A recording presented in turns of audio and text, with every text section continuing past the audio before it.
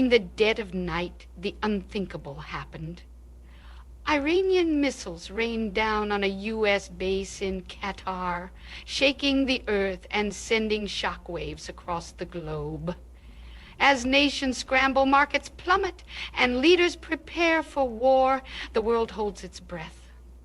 But amid the fear, confusion, and chaos, an unexpected question rises.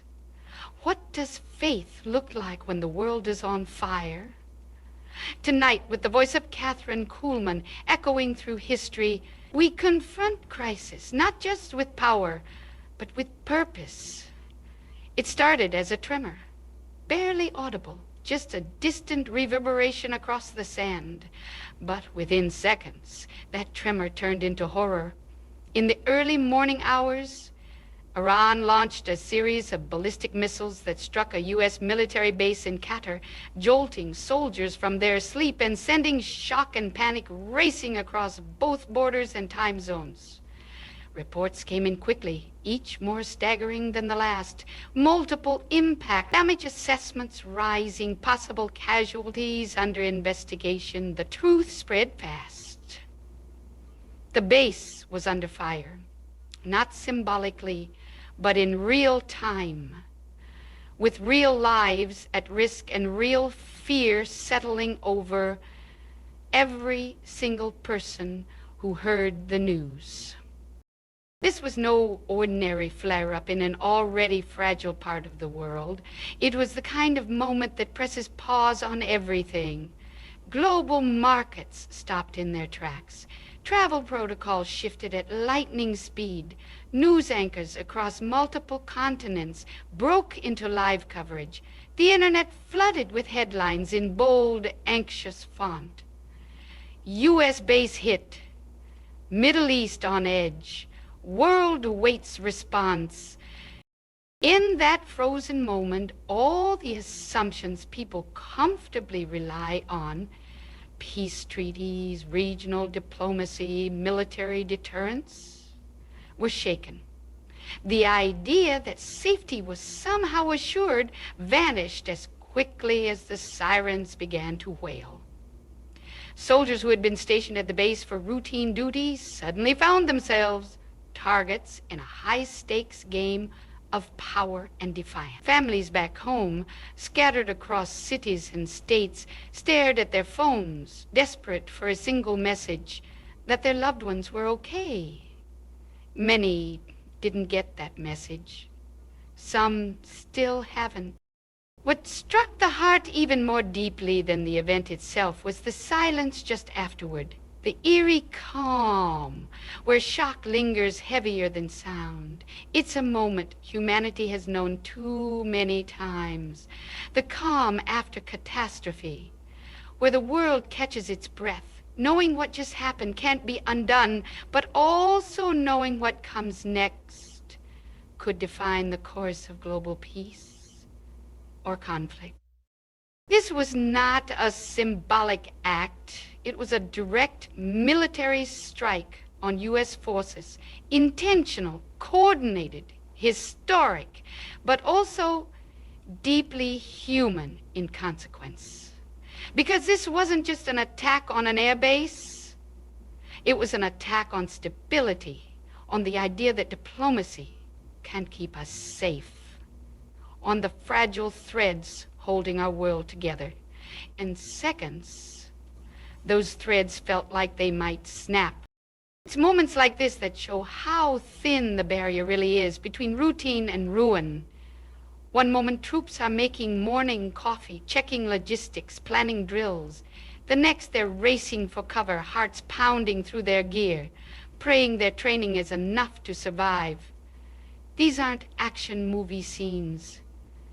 These are real people with families, with faces, with fears, caught in the crosshairs of global conflict. And as news of the attack spread, panic followed, not just among military families and defense officials, but across entire nations. Nations whose economies depend on balance in the Gulf region. Nations whose alliances will now be tested. Nations whose people are growing weary of wars that never seem to end. yet always seemed to begin anew. The fear wasn't just about who was struck. It was about who might be next. This is the world we live in now, a world where a single missile doesn't just initiate violence, it ignites global anxiety. A world where trust is fragile and reaction can be swift, unpredictable, and dangerously disproportionate. We live in an age where power moves aren't just regional, they are international right from the first moment. Today's battlefield is the world stage, and all of us, one way or another, are participants. But even as missiles fall and headlines surge, something else stirs beneath the surface. Questions begin to rise, not just from military briefings, but from deeper places in the human heart. What does this mean for us all? Are we just watching history repeat itself again, bound to cycles of revenge and retaliation? Is there any hope left that diplomacy can hold the line? Is this the spark that ignites something much bigger, or can this still be a turning point towards something better? That's why in the middle of this moment, it's not surprising that some are beginning to invoke voices from the past. Voices that didn't speak from podiums of power, but from altars of faith. Kathryn Kuhlman was one such voice. She wasn't a general. She didn't command armies or broker treaties. But in the middle of brokenness, she believed in healing. In the middle of chaos, she insisted God was still speaking.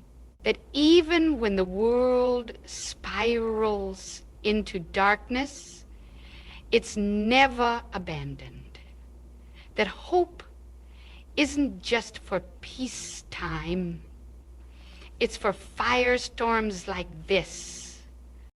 We'll return soon to the conversation about response, military, political, diplomatic. But before we go there, we must stay here for a moment longer. Here, in the rawness of what happened.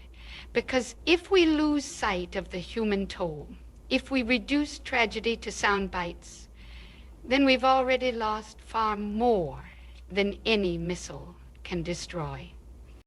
Because once the missiles launch, you can't unhear the sound. Panic has a way of moving faster than facts. The moment that first missile hit the U.S. base in Qatar, global nerves frayed like dry rope under tension. Not just among the troops on the ground, not just within military intelligence, but in living rooms, stock exchanges, government halls, and border crossings around the world. The ripple of fear that followed wasn't simply about one attack. It was about what it might represent, what it might unleash, how quickly the world could slide into something far more destructive. Fear doesn't need permission. It spreads through headlines, through social media, through whispered conversations at dinner tables and boardrooms alike. And this time it was instantaneous. Within minutes, the word attack was trending across every major platform. Markets shook. Oil prices surged. Embassies tightened security. Political leaders called emergency briefings. Every action, every gesture, every pause was loaded with one pressing question. Is this it? Is this the beginning of something much bigger? The very architecture of modern global peace was rattled. This wasn't a distant skirmish in a remote field. This was a direct missile assault on the U.S. military in a strategic nation and within a region already boiling with long-standing tensions. And so the world began to brace, not for a response alone, but for a response alone, but for a possible unraveling, an unraveling of regional diplomacy, multinational coordination, and the already thin trust between nations who do not see eye to eye. You could feel the panic in the shift of language. Early reports spoke of response options and measured retaliation. But very quickly the vocabulary changed. Words like war footing, preemptive force, and full-scale mobilization began floating freely. And that's when panic transforms into something even more dangerous: pressure. Pressure on leaders to act quickly, pressure on nations to pick sides, pressure to be seen doing something, even if that something leads us exactly where none of us want to go. This moment is not just a military flashpoint, it's a test of principle. How do we as a world respond when fear tempts us to overreact? Because panic, when left unchecked, rarely leads to wisdom. It leads to escalation. For every hostile move made in panic, there is a response that follows out of fear, and over time, that stare down doesn't end in peace treaties. It ends in smoke. We've seen this before. We've lived this before. And we have paid the price with every unjustified invasion, with every botched retaliation, with every misunderstood signal. Lives have been lost that we cannot replace. And here we are again, staring directly at a familiar fork in the path. One road leads to measured resolve, the other to reckless retaliation. But even in this chaos, there's something that can anchor us if we let it. Amid the fear, amid the media coverage, amid the global panic, we are reminded that courage does not always roar. Sometimes courage whispers, wait. Wait to speak so you don't inflame. Wait to strike so you don't escalate. Wait to hear what truth emerges from the fog. And for many, in times like these, there's an instinct not just to look outward, but upward. That's not foolish. That's not weakness. That is the reflex of the soul. When the political world begins spiraling, people of faith begin praying. When the room is filled with fear, they seek another atmosphere, one filled with clarity, peace, and divine wisdom. It is in this space, between panic and purpose, that the legacy of Kathryn Kuhlman becomes strangely relevant. Though she never addressed missiles or warfare, she addressed the human condition in a way few could. Her ministry didn't dwell in diplomacy or geopolitics, but it responded to fear, the kind that paralyzes hearts, breaks families, and severs hope. In a world filled with desperation, she called people back to divine reassurance. She didn't need politics to make headlines. Her faith opened the hearts of thousands to believe that God was still present, still powerful, still able to intervene in the deepest chaos. And perhaps that belief is the one most under attack today, not by nations, but by dread. The belief that calm can overcome crisis, that faith can speak louder than fear, especially now when global nerves are being tested and leaders are feeling the heat to act quickly. We must remember what's at stake is more than borders or military targets. What's at stake is our ability to choose wisdom when the world expects impulse, to choose peace when everyone prepares for war. Panic will try to drive this moment, but panic is a poor navigator. It leads us in all the wrong directions and moves so fast that we forget what matters most. If we're not careful, our panic can create the very future we fear. Because the greatest danger in this moment isn't just the missile, it's what we let it make us become. In moments like this, when missiles fall, nations brace, and the eyes of the world are fixed on the trembling edge of escalation, it's tempting to believe that power only comes through force, that the only voices that matter are those in uniform or behind government podiums, that when chaos erupts, faith has nothing meaningful to offer. But history and the human heart tell us otherwise. Because if war reveals anything, it's how desperately humanity reaches for something greater when everything beneath us seems to shake. And it's in that searching, that yearning, that Kathryn Kuhlman's legacy comes alive. Not as just a name from another time, but as a reminder that even in firestorms, there is still a place for faith. That she ministered in a different kind of crisis. Rooms filled not with the smoke of battle, but with the heaviness of illness, despair, and spiritual brokenness. But the hunger was the same, people looking for hope when hope was hard to find. For those unfamiliar with her, Kathryn Kuhlman wasn't a strategist or a politician. She didn't command armies. She didn't consult with generals. She never passed a bill or drafted policy. And yet she moved nations not with power, but with presence. Not with commands, but with conviction. Woman's ministry was one of healing, and at the heart of that was belief. Belief in a God not distant or indifferent, but near and active even in humanity's darkest hours. She reminded a generation that miracles weren't relics of the past, but promises for the present. And today, when the temptation to slip into fear and fatalism grows louder with every breaking news alert, that belief still matters. Because the truth is, the battlefield may look different now, but the battle of the soul remains unchanged. Pressure, panic, fear. It doesn't just ripple through our headlines, it seeps into our hearts. We are not just watching a geopolitical crisis, we are feeling a spiritual one.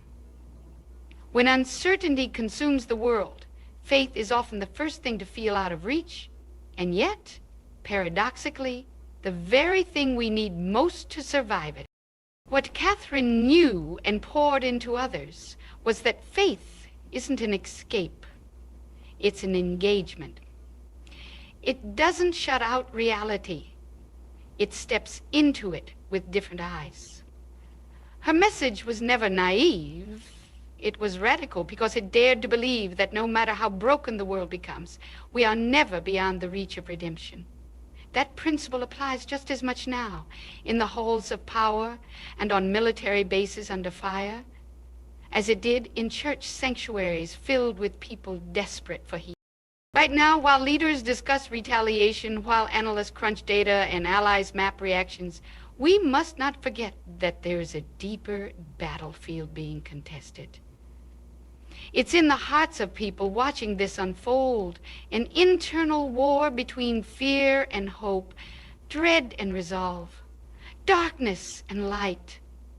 Kathryn Kuhlman was not relevant because she had political insight, but because she understood human pain and the divine answer that meets it.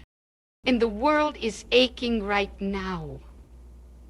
There's a cry beneath the chaos, a weariness that power alone can't fix. What she offered in her day, and what still echoes now, is the call to not just experience God, but to trust in His presence, even when all visible evidence suggests He's gone silent. That kind of trust doesn't stop a missile from launching, but it does stop our hearts from being overtaken by terror. In today's world, where so much of our leadership is shaped by might and fear-based decisions, voices like Kathryn's remind us of another kind of power, quiet, unwavering, grounded in truth. She believed that humility and holiness could reach places ambition never could, that healing could come not through force, but through faith. And in bitterly divided times, that idea isn't just poetic, it's necessary. Because spiritual insight doesn't replace military strategy, but it can inform it, restrain it, humanize it. It can remind decision makers that justice and mercy must walk hand in hand.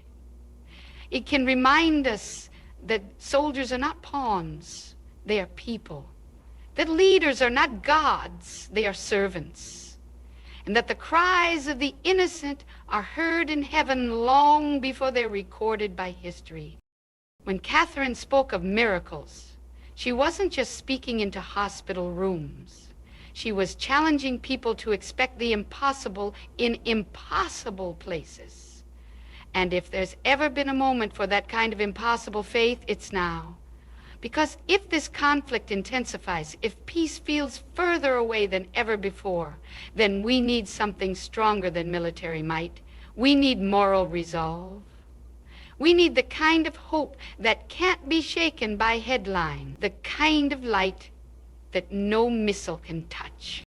So let us remember that the real war is not only being fought with weapons, but with what we allow to settle in our spirits. Fear is contagious, but so is faith. Chaos speaks loud, but peace whispers with truth. And even now, though the world is trembling, it's not too late to believe that God still moves when we call on him. Because Kathryn Kuhlman reminded us of this one life-altering truth. Miracles don't stop when the world's on fire.